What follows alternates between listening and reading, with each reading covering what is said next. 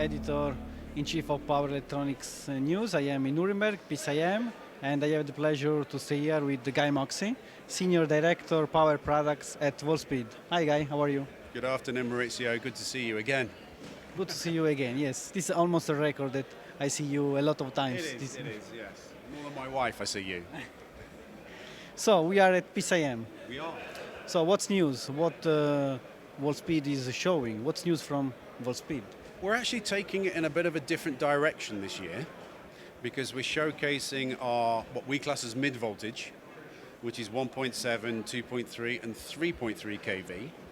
So we're expanding that market outreach of silicon carbide. Much is known about 650 to 1200, of course, but let's take it in a different dimension and take it up to this mid-voltage space. And more importantly, let's make it amps. So we're talking megawatts. Last year I did see a 3.3 kV device shown in a TO247. Nice progress, but generally at that voltage people want megawatts, and that's a lot of TO247. So we are showcasing our XHP modules.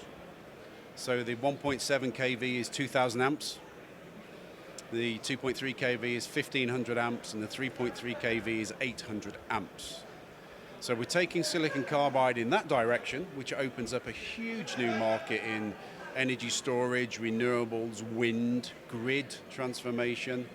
And also one of my personal favorite subjects is we're also showcasing the end system around industrial drives and how silicon carbide is making inroads into efficiency, power density, meeting standards and regulations for what is a very stronghold of IGBT in the industrial drive.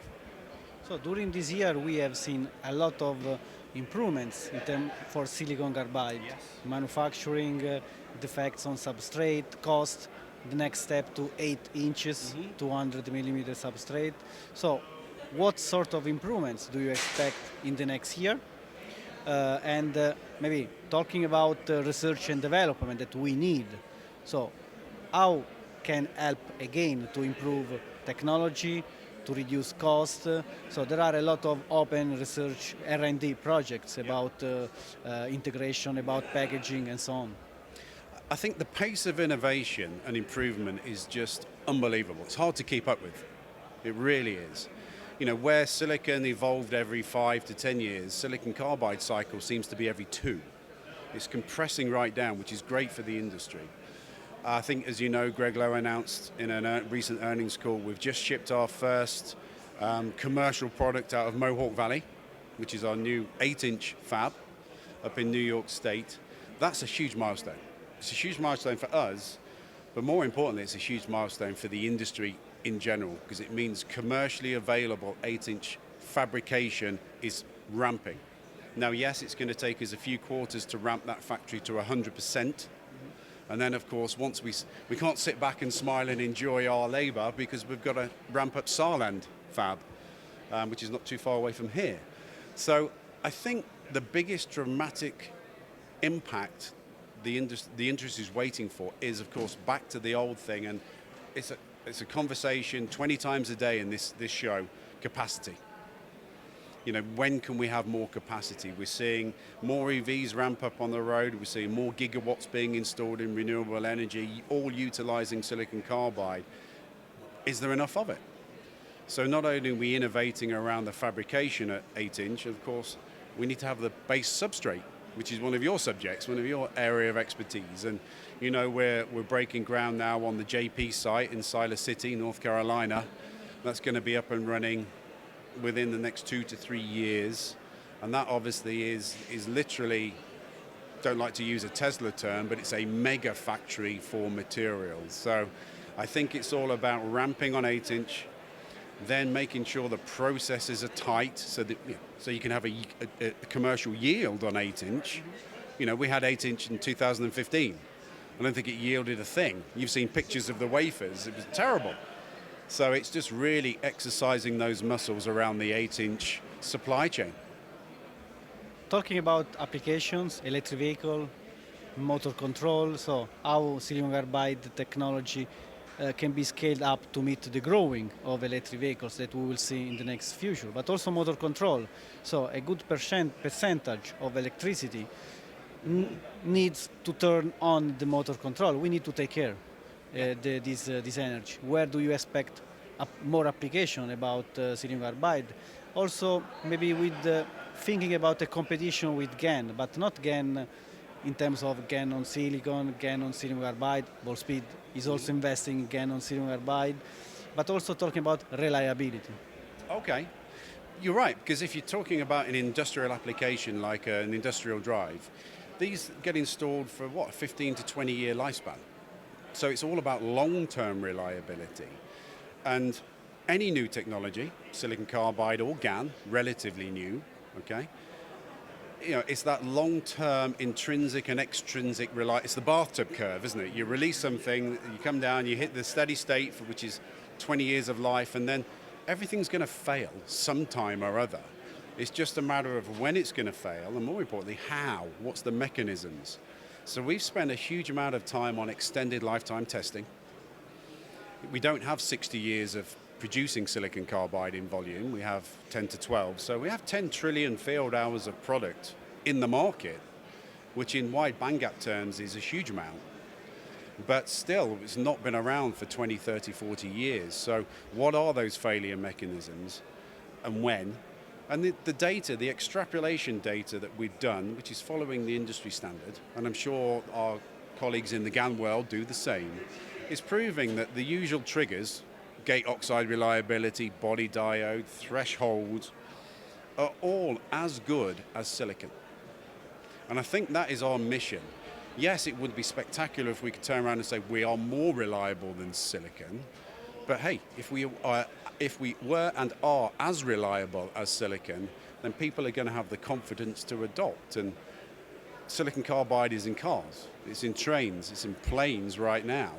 It's not consumer electronics that last 6 months and you throw away. So the reliability, the long-term reliability, Maurizio, which is the key point, is being proven and quantified. And talking about, anyway, you will talk about this topic at Power Up in June, about this one. Yes. Talking about infrastructure, so smart grid, we need to have a grid smarter and smarter, but solar panels also with energy storage. So there are any concern about energy storage with silicon carbide, and so it's important the final application, but it's also important the manufacturing of devices. So what about decarbonization, how we can connect decarbonization and wide bandgap silicon carbide in this case? Excellent question, and it's a dream team answer, to be honest. And I'm looking forward to the Power Up discussion because you're absolutely right. Electrification is happening on the roads, but then we've got to charge those batteries, where silicon carbide comes in on the fast DC charging. But then where's the green energy provide to the charger to charge the battery? So this is where you keep walking upstream to this sort of multi-decade opportunity for silicon carbide, because I mean, we talked about mid-voltage before. When you get to the grid type of levels, and renewable energy, whether it's wind or solar, is now the DC voltage is going up and up because the power is going up, so you want higher voltage, lower amps, okay? So everyone's coupling around 1500 volts now, typically. So then, when you look at the silicon availability to really switch properly and efficiently with power density, with lower system cost, silicon's struggling. So if silicon's switching at 20 kilohertz and is doing an okay job, silicon carbide can come in and switch at 60 kilohertz, still be more expensive, more efficient, but overall system cost is going to be lower because those magnetics are coming down. But we need the gate drive technology, you need controller technology, and more importantly, if you're going to have high voltage, megawatt level energy storage, you need the magnetics to be functioning at that type of system level. And there's, you've seen a lot of custom high frequency magnetics for PCBs, not at 1 megawatt level.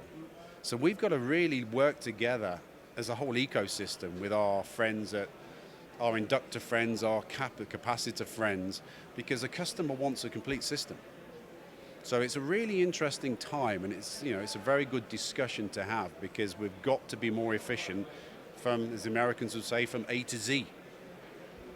It's a really nice time for Silicon Carbide. It's great. It's really great. It's exciting. As we say, what do we say? Silicon Carbide is now sexy. Exactly, this is your words. Absolutely true. Thank you, Guy. Thanks a lot for your time. Maurizio, pleasure, as always. Thank you. Thank you, and stay tuned to our powerelectronicsnews.com with the latest updates. Thank you.